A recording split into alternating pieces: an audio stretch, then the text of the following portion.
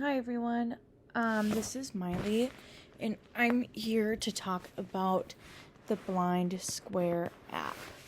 So, according to the website, the app information, the BlindSquare application is the world's most widely used accessible GPS app developed for the blind, deafblind, and partially sighted.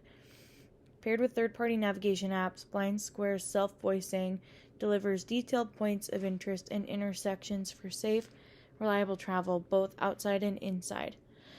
And so the features include the location, using your surroundings and inputting them on Foursquare and OpenStreetMap, which are different servers that BlindSquare uses. The algorithm based on where you go and what other places you input into the app. The algorithm determines what information is most useful to you, like cafes, libraries, post office, or other areas of interest. To navigate, you shake your device to hear your current address and details about the nearest intersection and venues near you. BlindSquare will track your destination and periodically announce the distance and direction. Mark your position if you'd like help finding your way back later, so like backtracking. You can also provide filters or apply a filter to provide only the information you're looking for so you're not overwhelmed by the voiceover and details on your surroundings. You can mark your saved favorites, favorite venues, and the app will let you know whenever you're around them. And they save all of this information on your iCloud or an iOS device. They use an a cappella voice for voiceover in many different languages to announce information about your environment, even when your device is tucked away for a hands-free experience. You can authorize BlindSquare to access your account via social media, so you can check in on like Facebook when you are nearby, and then they are available in a handful of languages, or actually quite a few, guesstimating about 20, including Arabic, English, Danish, German, Greek, Korean, Polish, Portuguese, Romanian, Russian, Spanish, Swedish, Turkish, and those are just a couple. This can support a student's O&M needs by really just giving them that independence and the ability to use their keen skills outside of the classroom, in the community, and for the freedom to use this app inside and outside. The downside of the app is that it costs $40 and it can only be used on iOS or Apple devices. So you would either need to look for some funding or really see if you could trial it before you are really make sure that you are reliant on it before spending that kind of money, because that is pretty expensive.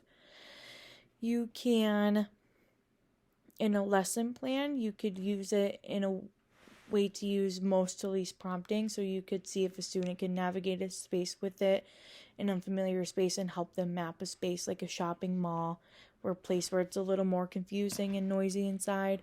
It's like a shopping mall or a movie theater or the library, and as they get more familiar with the space, you can have them use the app less and less and less until they're able to navigate that space independently, or and bring peers with too,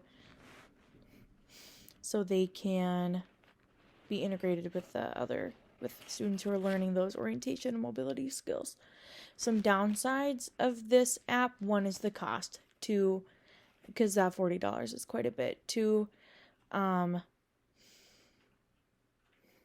it only being available on Apple devices. And three, it uses GPS. While that's great because it's not relying on Wi-Fi and it's not relying on cell service per se, but GPS is only accurate to what I was researching, and what a couple of the people had said is that on this app specifically, it's accurate to about it's as accurate as about 30 feet, so it might not necessarily be as accurate as you would like it to be, especially if it's in a space that hasn't been mapped out very well by the developer team, and you never know when you'll run into those.